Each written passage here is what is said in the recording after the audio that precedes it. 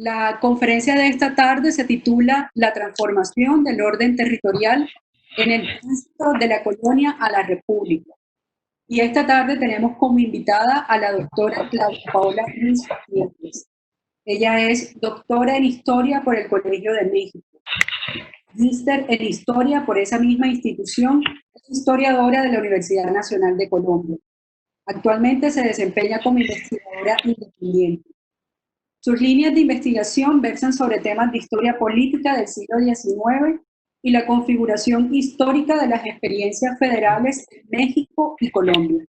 Es autora de El Distrito Federal y la disputa por Bogotá, controversia política entre actores locales y federación, 1858-1864. También publicó en el Anuario Colombiano de Historia Social y de la Cultura del año 2019 con el trabajo La libertad de imprenta en la Nueva Granada, los juicios contra el alacrán a mediados del siglo XIX. Y también publicó otro trabajo en el Anuario Colombiano de Historia Social y de la Cultura que los invitamos a que lo lean y conozcan más sobre estos trabajos que viene realizando la profesora Paola Ruiz. Ya sin más preámbulos, los dejo con la doctora Paola para que entonces nos pueda dar mucho más detalles sobre esta actividad en la cual estamos convocados esta tarde. Bueno, primero quiero agradecer a Diana Carmona y al Banco de la República en Montería por el haberme invitado a dar esta charla que se inscribe en esta serie de conferencias tituladas De la Independencia a la Invención de la República. Bueno, yo creo que en los últimos años efectivamente se ha abordado mucho todo el tránsito entre colonia y república y se ha prestado atención a diferentes asuntos políticos, pero se suele dejar de lado el aspecto territorial. Y yo creo que en parte tiene que ver con una idea equivocada de que el territorio como algo natural es algo estático, es algo que no cambia, cuando en realidad tanto las representaciones como el ordenamiento del territorio es una construcción pues cultural e ideológica y por lo tanto tiene su historia. Y yo creo que justamente el reto de historiadores e investigadores en general, es historiar la manera como el territorio ha sido representado y ordenado en diferentes momentos históricos. Eh, bueno, en general en Colombia hay una buena tradición historiográfica relativa a temas de territorio, pero la mayoría de estos trabajos se han centrado en cuestiones cartográficas. Normalmente se han centrado en el siglo XIX y pues en la gran empresa científica que va a ser la Comisión Coreográfica, pero se ha trabajado mucho menos sobre el ordenamiento territorial. Cuando yo me refiero al ordenamiento territorial, estoy hablando principalmente de las divisiones político-administrativas, es decir, de la manera como en un determinado momento el territorio se divide en unidades que pueden llamarse provincias, estados federales, departamentos, con fines administrativos y también pues con fines políticos. Yo creo que la cuestión del ordenamiento territorial es una perspectiva interesante para acercarse a ciertos problemas históricos, a ciertos problemas de la historia política, sobre todo si tenemos en cuenta que esto no refiere simplemente a la definición de límites, al trazado de líneas divisorias, sino que remite sobre todo a la manera como el territorio es administrado. Y cuando nos referimos a la administración del territorio, realmente nos estamos refiriendo a toda una estructura institucional que se crea, que está compuesta por una red de empleados y corporaciones a través de los cuales se intenta justamente ordenar y administrar este territorio. Otro aspecto digamos, de esta perspectiva del ordenamiento territorial es que nos ayuda a ver un poco la naturaleza, los principios y los objetivos del régimen político en particular que establece un determinado ordenamiento del territorio. Otra cuestión relacionada con esto del ordenamiento territorial es que yo creo que expresa ciertos mecanismos de poder, es decir, evidencia la manera como se busca afianzar cierta autoridad y cómo se pretende establecer cierto dominio político sobre justamente este territorio que se busca ordenar. Y un último aspecto, pues, digamos, del ordenamiento territorial en términos generales, es que sí evidencia ciertos proyectos políticos Y esto creo que se hace evidente en el siglo XIX, por ejemplo, cuando el ordenamiento territorial se convierte en una herramienta para afianzar la presencia del Estado Nacional en los espacios locales. Y esto, bueno, esto lo podemos aplicar a todo lo largo del 19 y bueno, ya lo vamos a ver. Yo creo que ese es como el punto central de la preocupación por el ordenamiento territorial. Bueno, para empezar, yo creo que habría que señalar como unas características generales de ese ordenamiento territorial colonial, que bueno, que va a preceder este ordenamiento ya de tipo republicano.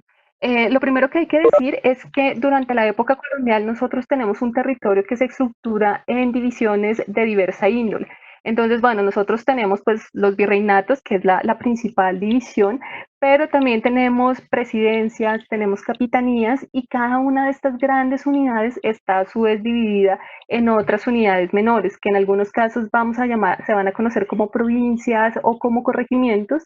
Y tenemos una, digamos, en la base, una serie de asentamientos que pueden ser pueblos de indios, parroquias y también diferentes poblados que tienen diferentes categorías, es decir, vamos a encontrar las villas, vamos a encontrar las ciudades. Entonces, bueno, lo primero que tenemos es esa diversidad de estructuras o de divisiones administrativas. El segundo aspecto que habría que resaltar de este ordenamiento colonial es que no hay un patrón homogéneo de organización. Esto lo ha estudiado, por ejemplo, muy bien Marta Herrera para el caso de la Nueva Granada, y lo que ella muestra es que, por ejemplo, dentro del mismo virreinato de la Nueva Granada, los espacios están organizados de manera diferenciada. Entonces ella, por ejemplo, muestra cómo las llanuras del Caribe, principalmente pues todo lo que es la provincia de Cartagena, Santa Marta, tiene una organización que es muy diferente a la organización andina, que se estructura, por ejemplo, a partir de los pueblos de indios. Y esto obviamente tiene que ver con unos patrones de poblamiento que son pues patrones prehispánicos, pero también con la forma como las autoridades coloniales o el poder colonial se establece en cada una de estas regiones a partir como de cuestiones y de coyunturas muy particulares. La tercera característica de este ordenamiento colonial es que existen diversas jurisdicciones que se van a superponer. Entonces nosotros encontramos evidentemente pues estas divisiones en provincias, en corregimientos, pero también vamos a tener jurisdicciones de tipo eclesiástica y también de tipo fiscal. Esto va a crear un problema no solo administrativo, sino también diferentes conflictos entre las autoridades que van a encabezar cada una de estas jurisdicciones.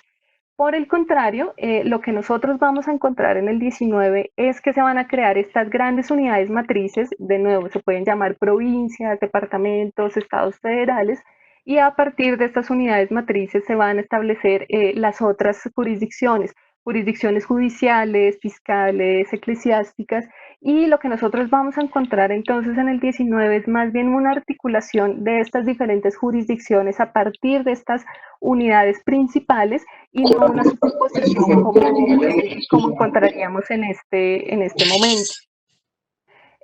Un cuarto aspecto que valdría la pena señalar es la dificultad que supone identificar o encontrar un término para referirnos a estas unidades administrativas que vamos a encontrar en la época colonial. Este es un mapa que se hace a finales del siglo XIX, en 1889. Bueno, de hecho, todos los mapas que vamos a ver ahora hacen parte del Atlas que se publica en París en 1889.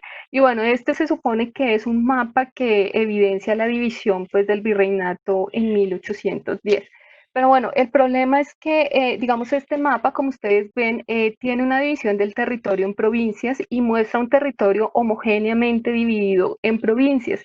Pero la verdad, pues la realidad era muy diferente. De hecho, bueno, nuevamente Marta Herrera ha trabajado esto, lo ha estudiado bien, y ella muestra que, por ejemplo, Joseph de Pando, que él era un administrador de correos, en 1770 hace una descripción del virreinato y él habla de provincias, mientras que una década más tarde Francisco de Silvestre está hablando de gobiernos y corregimientos, pero no de provincias.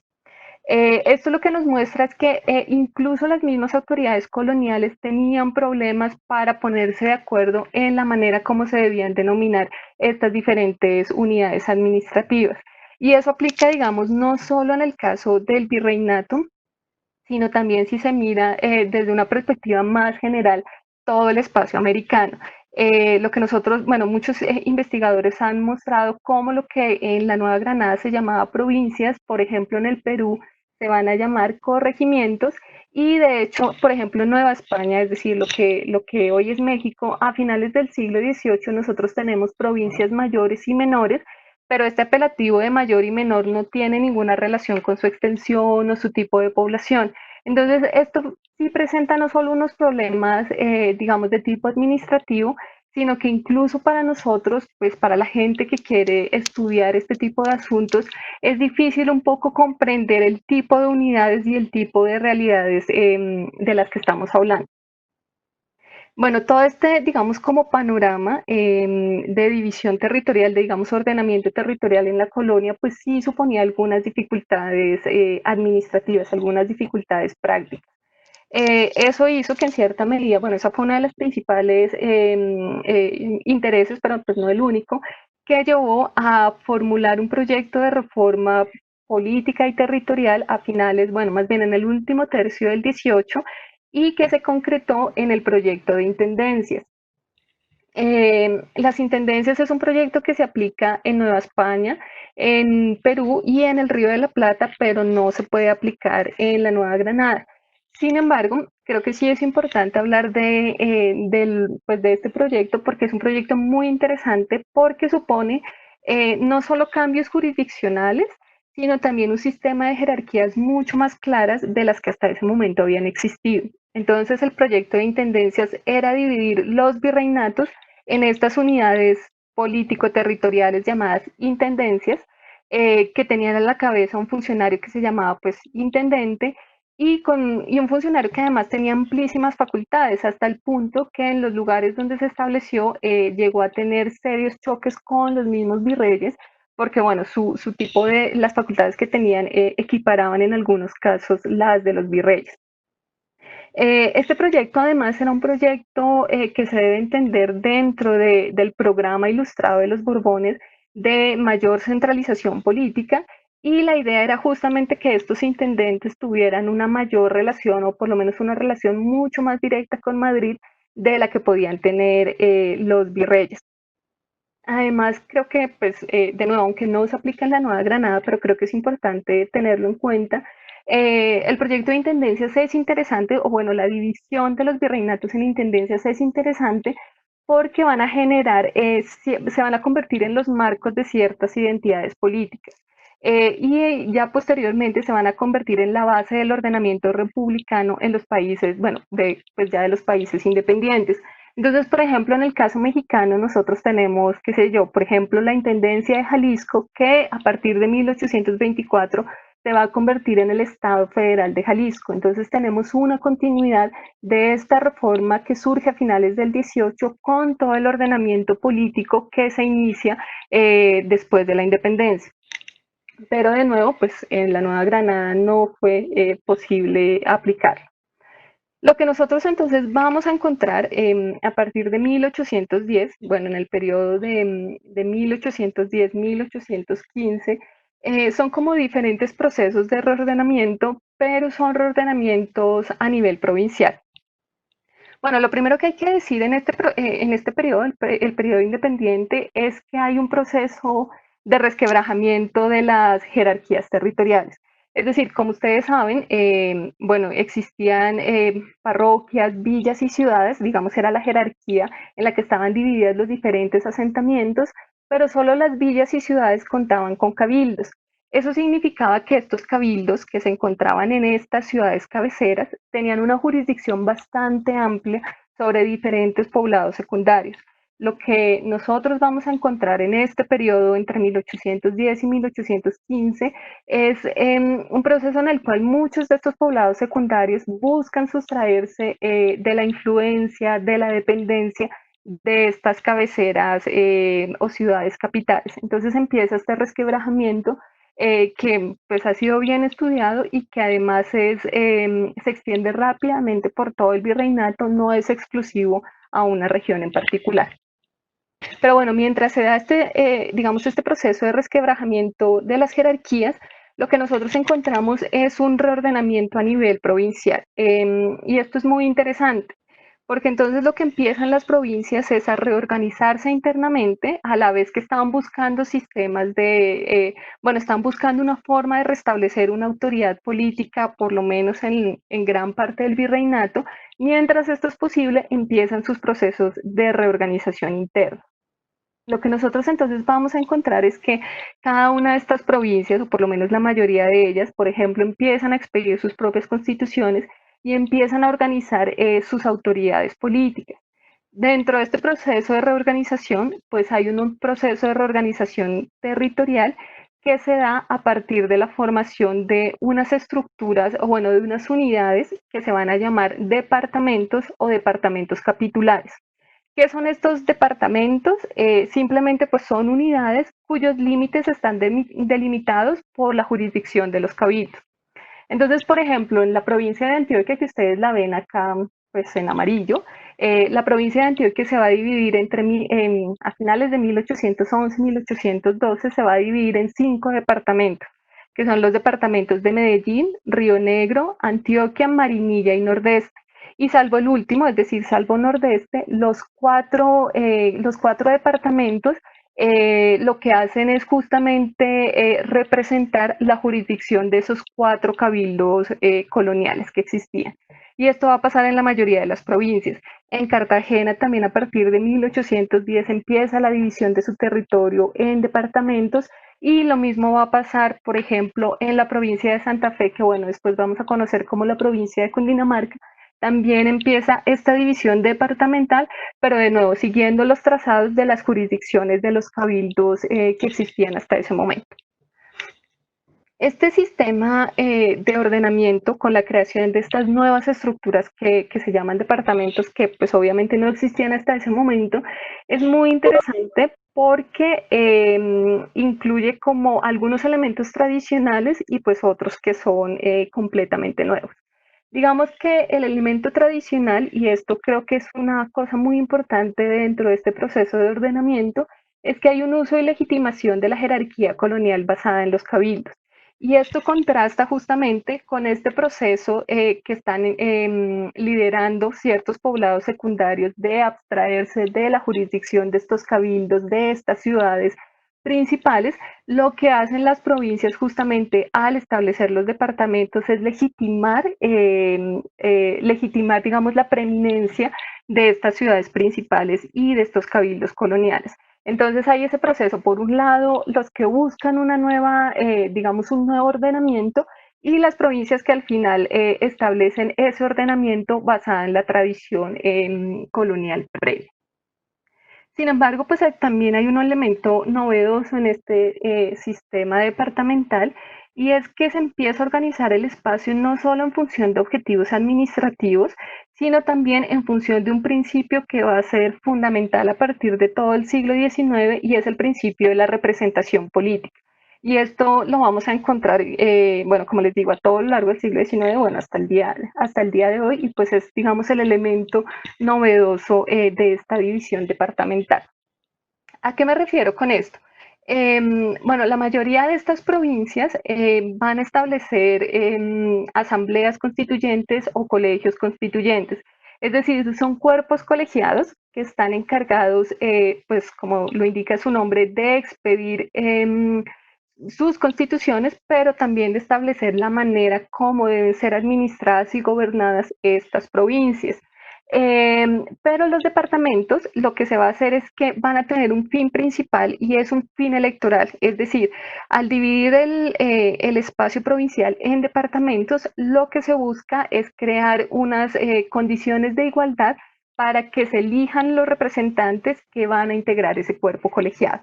Entonces, por ejemplo, se establece que cada departamento va a elegir entre 3 y 4 representantes que van a integrar este cuerpo colegiado.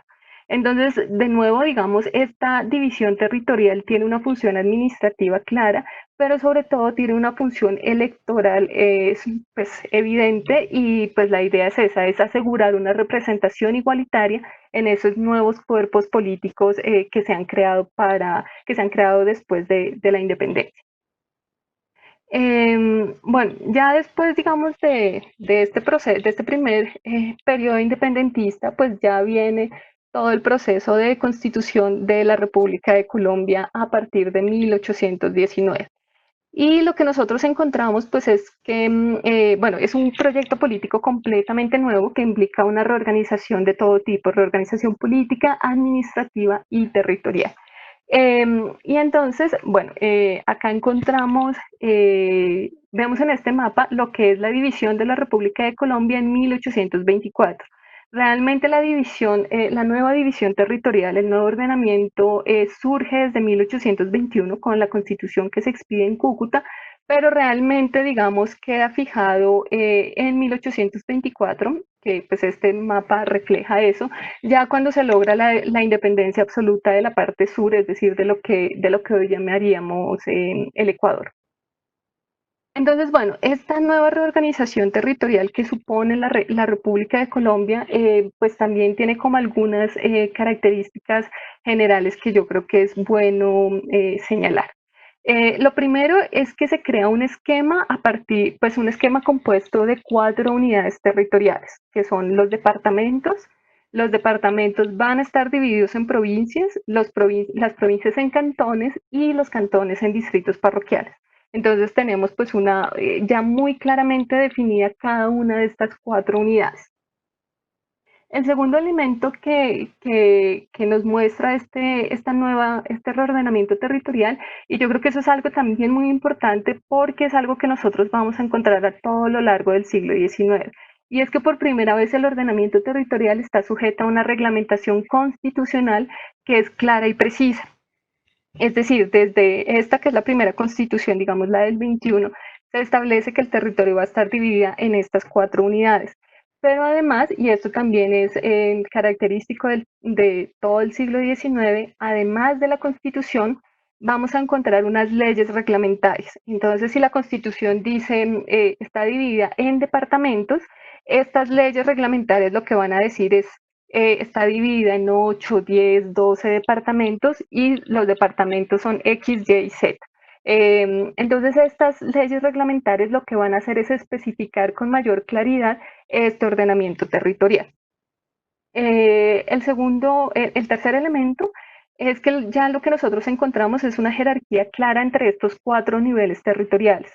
Y esta jerarquía digamos, queda claramente definida a través de estas leyes secundarias, estas leyes reglamentarias, y a través del establecimiento de una red de empleados que están muy claramente definidos y muy claramente vinculados jerárquicamente con las autoridades asentadas en Bogotá. Entonces, lo que nosotros vamos a encontrar es que los departamentos están a la cabeza, están gobernados, perdón, por intendentes. Las provincias tienen gobernadores, los cantones tienen algo que se llama jueces políticos, que después se van a conocer como jefes políticos, y los distritos parroquiales van a tener alcaldes. Entonces, lo que nosotros tenemos es una jerarquía muy clara entre estas 4 unidades que, digamos, contrasta con una jerarquía no inexistente, pero digamos un poco más difusa de la pues, que existía en la época colonial. Y el cuarto elemento de este ordenamiento territorial que surge con la República de Colombia es el interés por delimitar con precisión estas unidades territoriales. Y esto, por ejemplo, pues digamos, en este aspecto es muy clara el papel que va a jugar José Manuel Restrepo. Restrepo va a ser el secretario del Interior casi durante todo el periodo de la República de Colombia, bueno, más o menos desde 1821, y él tiene un interés muy especial por definir estas unidades territoriales. Lo que él va a hacer es que, pues a partir de 1825, va a empezar a solicitar a los diferentes gobernadores, intendentes, la remisión de información geográfica. Entonces, bueno, no solo datos, digamos datos geográficos, sino también pide la realización de ciertos mapas o algún tipo de representación cartográfica de los departamentos, de las provincias y de los cantones.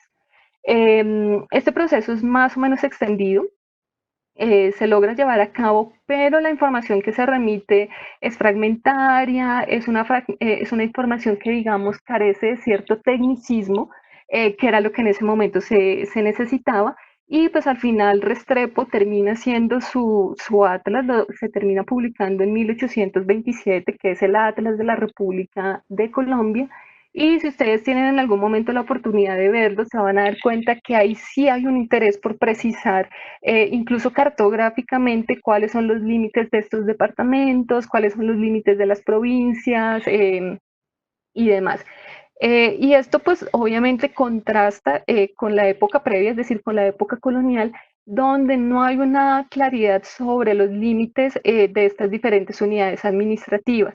Lo que nosotros tenemos sí es, por ejemplo, una noción de cuál es la jurisdicción de ciertos cabildos, pero no tenemos con precisión unas provincias bien definidas o unos corregimientos o unas unidades administrativas claramente definidas, como si nos lo hace pensar este mapa que, como les digo, en el 19 ya nos presenta una definición clara, pues que en este momento no existe. Entonces, bueno, acá nosotros sí vemos la necesidad de precisar esto. Además, también hay que tener en cuenta que, digamos, no solo en la época colonial no es claro los límites de estas unidades internas, de estas unidades administrativas internas, sino que el límite mismo del virreinato no está claro. De hecho, Caldas más o menos hace 1808 en algún escrito dice como, bueno, lo que yo entiendo por el virreinato de la Nueva Granada es el territorio comprendido entre estos límites porque no había ni siquiera claridad sobre la jurisdicción de lo que va a ser el virreinato. Acá, pues obviamente sí hay un interés por fijar no solo los límites internos, sino también las fronteras internacionales. Obviamente las fronteras, pues digamos en todo lo que tiene que ver con el Brasil y demás, pues son fronteras muy porosas. Aún no hay unos tratados que definan con claridad cuáles son esos límites, pero lo que sí encontramos es el deseo de fijarlos con mayor claridad y lo más rápido que se pueda. Digamos, es un interés que se hace pues evidente en estos años.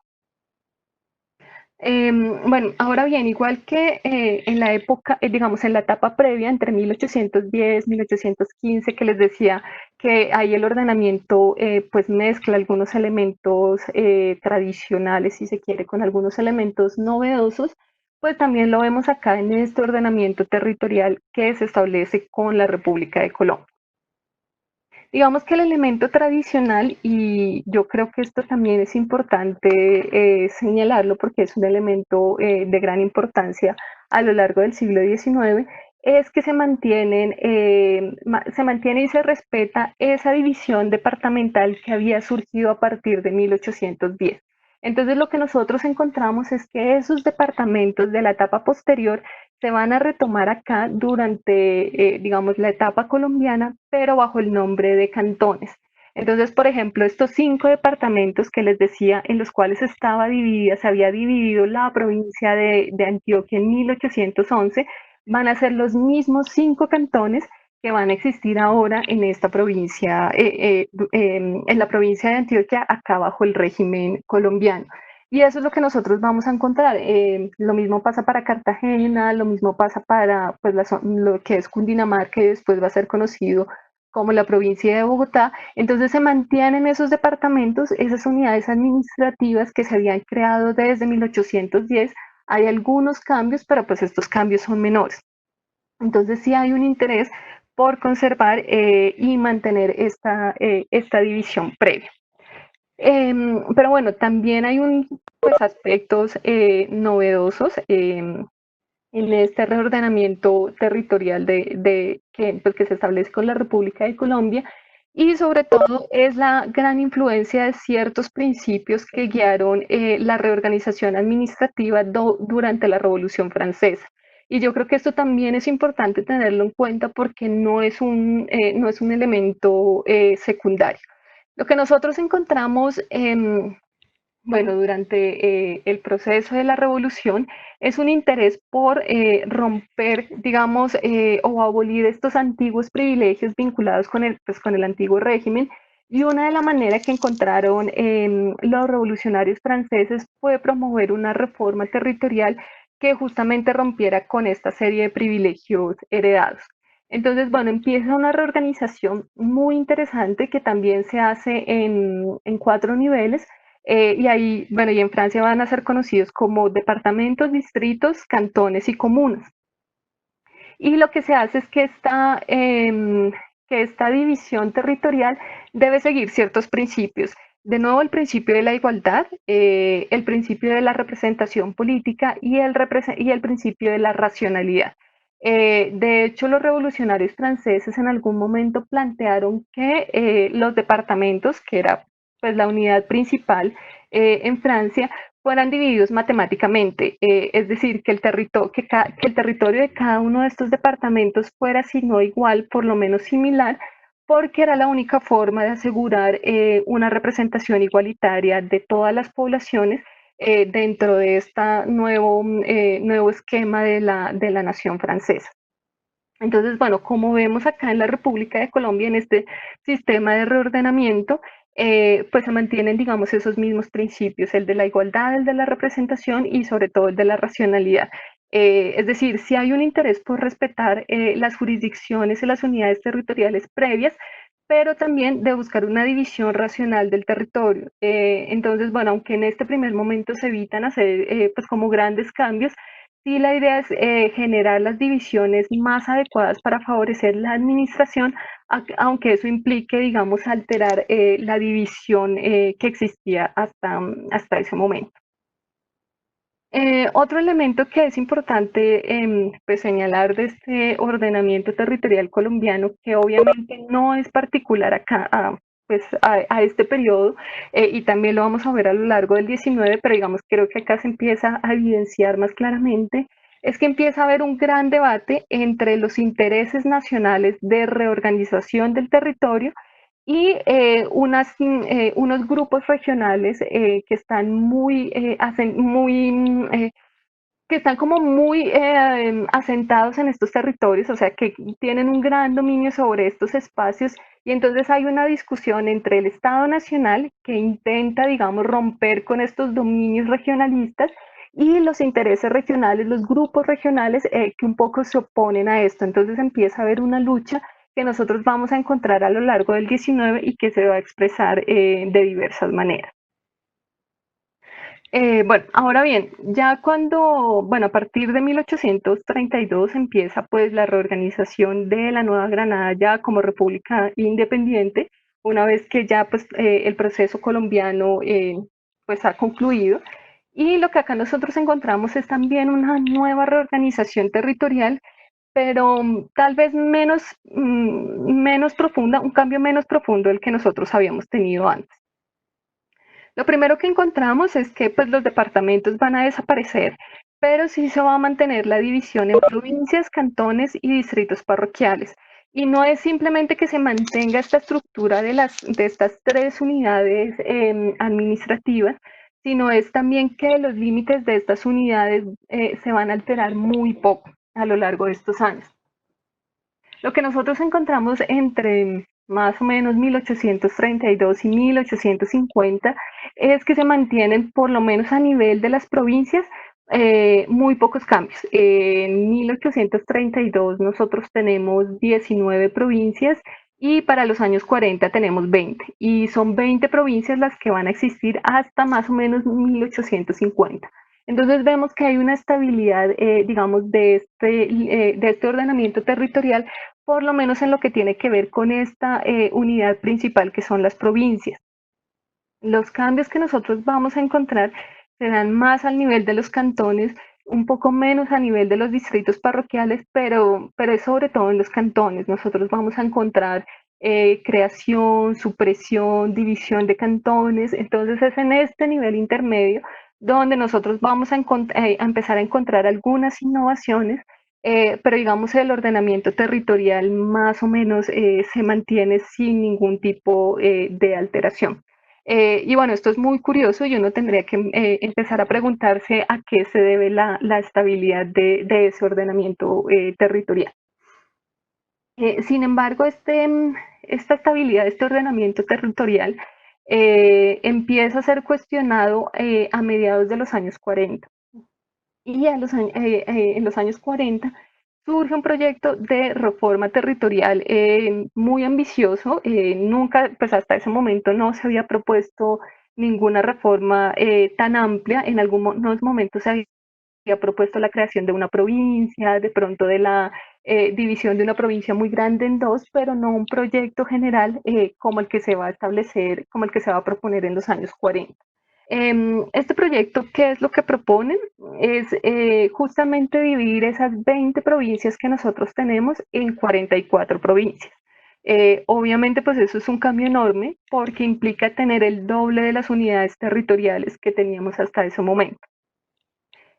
¿Cuál es el objetivo de este proyecto? Y hay que tener en cuenta que en los años 40 nosotros tenemos un régimen político que es muy centralizado y un poco este proyecto de reforma territorial responde a los intereses de este régimen altamente centralizado.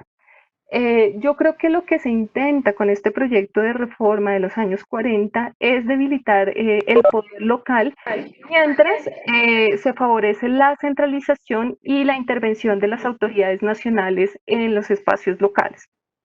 Entonces es muy interesante porque, por ejemplo, si nosotros pensamos de nuevo en una provincia, Antioquia o Bogotá, eran provincias muy grandes con una alta densidad de población y lo que se busca con esta reforma es fraccionar esas grandes provincias, que sean provincias mucho más pequeñas, no solo en términos territoriales, sino también en términos poblacionales, con el objetivo de facilitar su administración por parte de gobernadores y a su vez que estos gobernadores puedan tener una relación más directa con el poder ejecutivo que se encuentra en Bogotá. Entonces es un proyecto de reforma con tintes muy centralizadores y que pues no se puede llevar a cabo, no es aprobada por el Congreso y digamos mantenemos todavía hasta 1850 este esquema tradicional de las 20 provincias. Mm, Sin embargo, lo que empieza a pasar a finales de los años 40 y sobre todo en los 50, y esto también es muy interesante, es que se empieza a fragmentar las provincias poco a poco y realmente lo que nosotros vamos a tener entre 1850 y 1855 es la creación de nuevas provincias. De manera que si en 1850 nosotros tenemos 20 provincias, para 1855 vamos a tener 36. Y este mapa que les estoy mostrando, que ustedes pueden ver, es el mapa de justamente las 36 provincias que existían en 1855.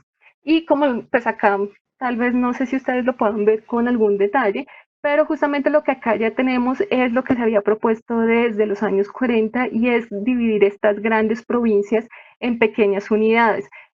Por ejemplo, la provincia de Antioquia, que será una provincia muy extensa, ahora es dividida en tres nuevas provincias que va a ser Antioquia, Medellín y Córdoba.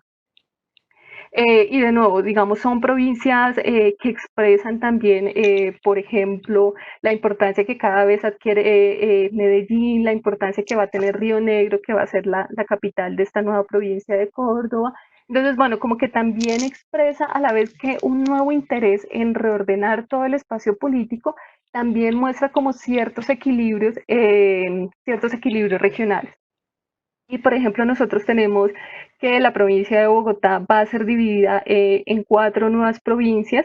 Ya acá también tenemos, por ejemplo, la división de la antigua provincia de Santa Marta en nuevas provincias, que por ejemplo está la de Sabanilla, que es lo que hoy sería el departamento del Atlántico y que expresa también la importancia que va adquiriendo Barranquilla. Ya también tenemos, por ejemplo, la provincia de Valledupar. Entonces, bueno, tenemos este proceso de fragmentación muy amplio que se da en apenas 5 años. Lo interesante de este proceso de fragmentación territorial que se da en los años 50 es que un poco retoma lo que se había propuesto en los 40, que era dividir estas grandes provincias, crear provincias más pequeñas que facilitaran la administración, pero lo curioso del asunto es que mientras en los 40 se propone este proyecto de reforma territorial con unos fines políticos, unos fines centralizadores muy evidentes, en los años 50 ese mismo proceso de fragmentación ya responde a otros intereses políticos que son los intereses de la descentralización política. Y bueno, que después va a llevar a la adopción del federalismo. Entonces esto es muy interesante porque nos permite ver que incluso un mismo ordenamiento territorial o un ordenamiento territorial que es más o menos similar puede ser concebido de manera diferente de acuerdo a los intereses políticos que están detrás de este ordenamiento territorial. Y bueno, después lo que nosotros vamos a encontrar, y esto también se da en muy pocos años, es que a partir de 1855 y hasta 1857, en 2 años, vamos a encontrar que estas 36 provincias van a ser convertidas en 9 estados federales. Que bueno, pues eso ya es otra historia y simplemente es para señalar que estos estados federales a partir de 1886 se convierten en departamentos, pero que digamos sus límites no se van a alterar hasta principios del siglo XX. Entonces también lo interesante es que mientras en la primera mitad del XIX encontramos hay muchos reacomodos, primero por el proceso de independencia, después por la República de Colombia, acá en los años 50 con este amplio proceso de reformas vinculadas también, digamos, a todo el proceso de reformas liberales de medio siglo, la segunda mitad del 19 va a ser un periodo de gran estabilidad del ordenamiento territorial después de la creación de estos estados federales. Bueno, ya un poco para concluir este amplio recorrido por la manera como cambia el ordenamiento territorial, sobre todo en esta primera mitad del 19, me gustaría señalar como algunas conclusiones o pues elementos generales con los que me gustaría también que ustedes se quedaran y que creo que puede dar también pie a algunas preguntas o por lo menos debates.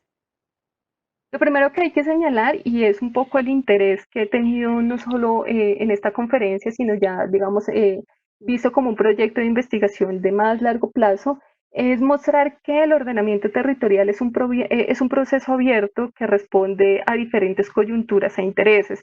Entonces, de nuevo, el territorio cambia y cambia de acuerdo a unos intereses particulares que nosotros tendríamos que empezar a indagar por cuáles son esos intereses y cuáles son las consecuencias de ese ordenamiento territorial específico. Lo curioso y un poco lo paradójico, si se quiere, es que a pesar de que cambia, que el territorio está cambiando continuamente, también podemos identificar cierta estabilidad en cierto ordenamiento territorial. Entonces, por ejemplo, si nos remitimos de nuevo a la provincia de Antioquia y bueno, a lo que es hoy el departamento de Antioquia, pues vamos a ver que sus límites son muy similares a los que existían incluso desde finales del siglo XVIII.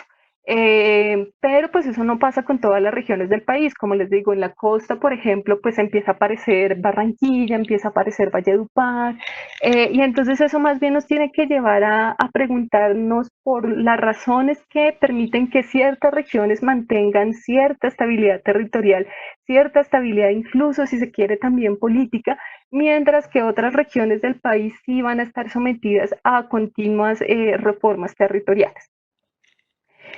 Otro aspecto sobre el cual yo pues no abordé, pues no había tiempo para todo, es tener en cuenta que los procesos de reordenamiento territorial y las discusiones y los debates que genera el ordenamiento territorial integra una gran variedad de actores. Nosotros tenemos autoridades nacionales que no solo es el Poder Ejecutivo, sino también, y esto es importante anotarlo, el Congreso.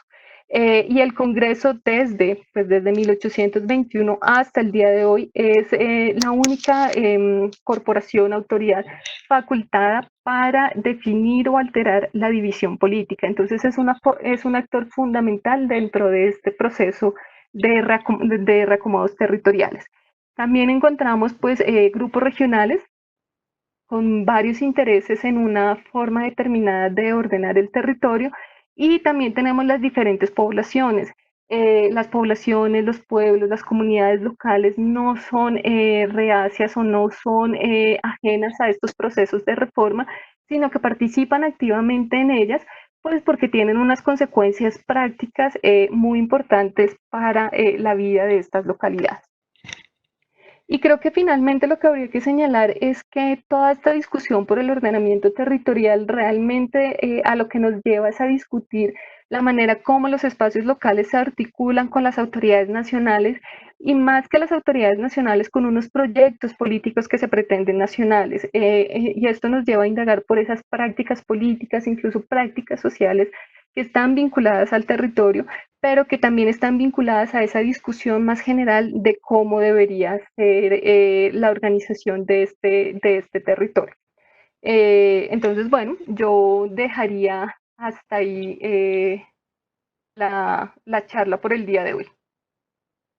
Paula, muchísimas gracias. En el chat hay varias preguntas. Voy a leer una por una para que puedas ir respondiéndolas. La primera pregunta es de Luisa Fernanda, que pregunta, ¿qué papel jugaron las reglas en las divisiones territoriales? Esta pregunta es de Carlos, pregunta, ¿las divisiones territoriales, ya fuera a nivel provincial o nivel cantonal, obedeció a intereses políticos, económicos o sociales? Por ejemplo, ¿cómo Antioquia logró el tener administración territorial sobre la costa de Urabá? Otra pregunta es, ¿en la configuración de esos territorios se tenía en cuenta o no el acceso a los dos principales ríos de Colombia, Cauca y Magdalena, y el acceso al mar, o solamente era un interés político? Ok, bueno, la primera sobre los ríos, digamos, la importancia de los ríos o el acceso a los ríos y demás, ese es un factor interesante y es un factor ciertamente importante. Digamos que la gran discusión es cómo establecer las divisiones administrativas, cuáles son los principios que deben guiar la definición de provincias, departamentos, estados federales. En algunos casos se propuso, bueno, se propuso muchas veces que los límites deberían ser límites naturales, porque eso favorecía, digamos, que todos supieran de dónde a dónde iba una provincia, un departamento y demás. Y pues el río Magdalena, que pues es, digamos, la arteria principal, se tomó como punto de partida para la división o de varias provincias pero sin embargo esto tampoco era tan claro y generó, digamos, varias discusiones de hasta dónde debía ir el límite o no. Por ejemplo, lo que nosotros tenemos, bueno, hasta el día de hoy es que tenemos el río, a un lado tenemos Cundinamarca, que en el siglo XIX se conoció generalmente como la provincia de Bogotá, y al otro, el día de hoy tenemos Alto Lima, en esa época generalmente era la provincia de Mariquita. El límite siempre era el río, pero en algún momento del 19, en los años 50, por ejemplo, la provincia de Bogotá se extendió más allá del río Magdalena, es decir, le quitó parte de la jurisdicción a Mariquita.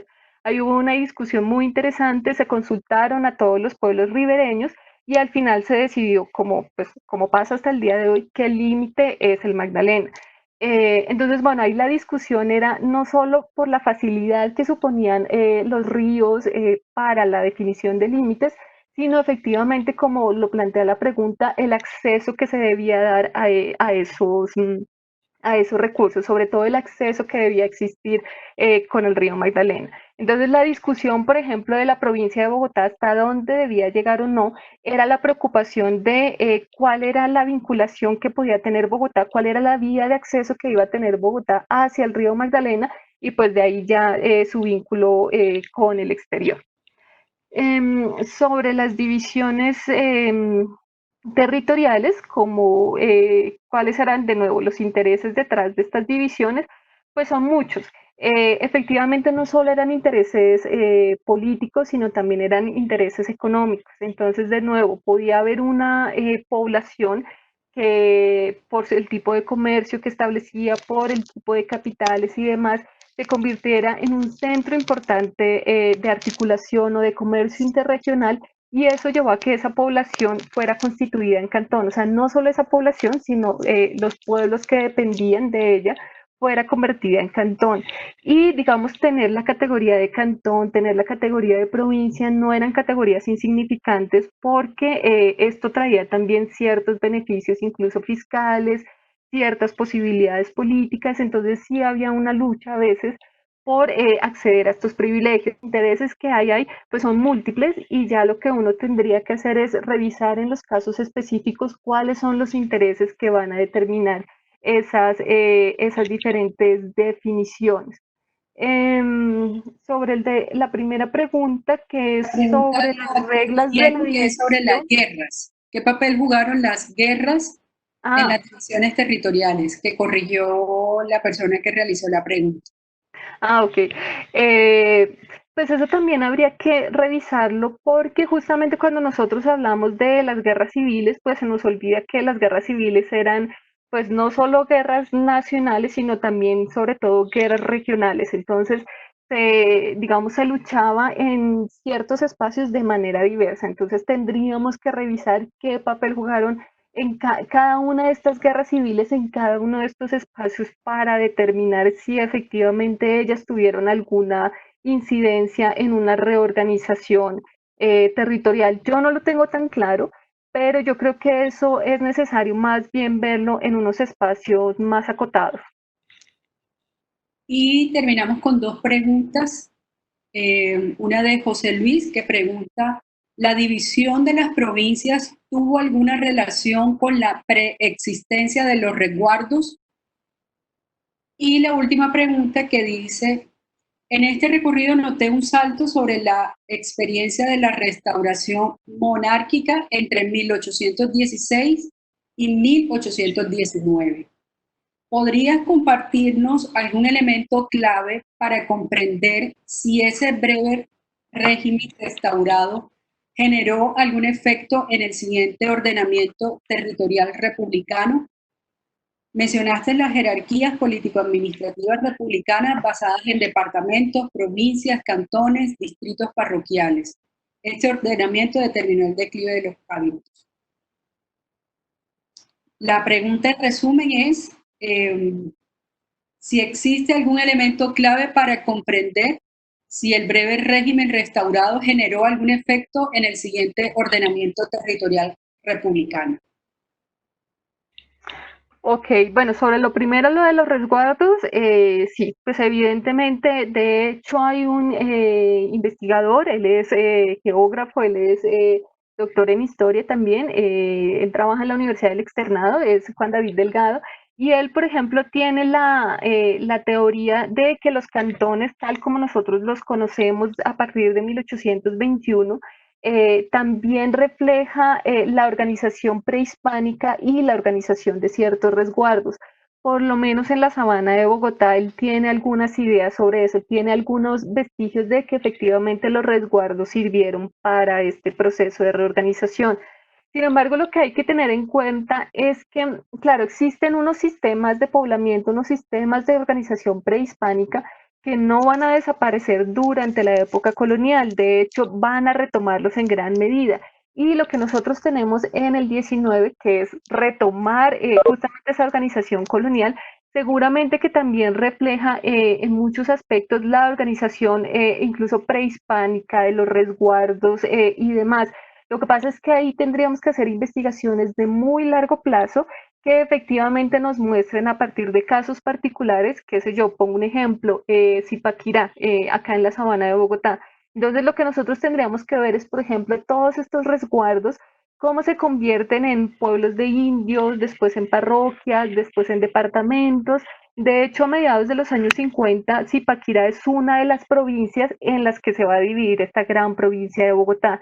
Entonces yo creo que solo a partir de estos casos específicos que nos den una perspectiva de largo plazo podemos ver esta continuidad territorial.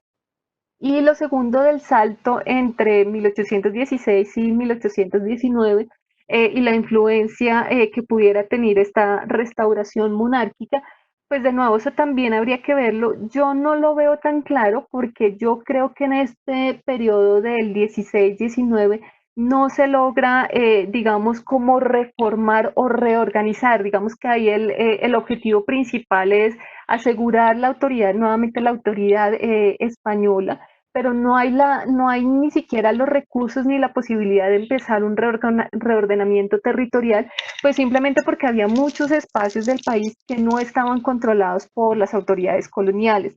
Lo que yo sí he encontrado es que la República de Colombia lo que toma es la organización que se da entre 1810 y 1815, y eso me lleva a pensar que entre el 16 y el 19 no hay una gran reforma territorial, no hay grandes transformaciones a partir de las cuales se pueda retomar en 1821. Pero bueno, esa es como la idea que yo tengo. Habría que revisar mucho mejor este periodo de la restauración. Bueno, a todos muchísimas gracias. Paola, muchísimas gracias. Agradecemos a la persona que está compartiendo deshabilitar la cámara. A todos los que se conectaron, muchísimas gracias por acompañarnos esta tarde. La invitación es para que nos acompañen mañana, miércoles 17 de junio, a las 3 de la tarde, en el Facebook de Banrep Cultural Montería. Continuamos con el seminario Historia Anual del CIMU. Y en esta ocasión tendremos la conferencia Dinamismo Económico en las Riberas del Sinú, los comerciantes del puerto fluvial de Cereté, 1900-1930. A todos muchísimas gracias por acompañarnos y a Paola también por haber aceptado esta invitación de acompañarnos esta tarde en el Banco de la República en Montería. Buenas tardes. Bueno, muchas gracias, que estén muy bien.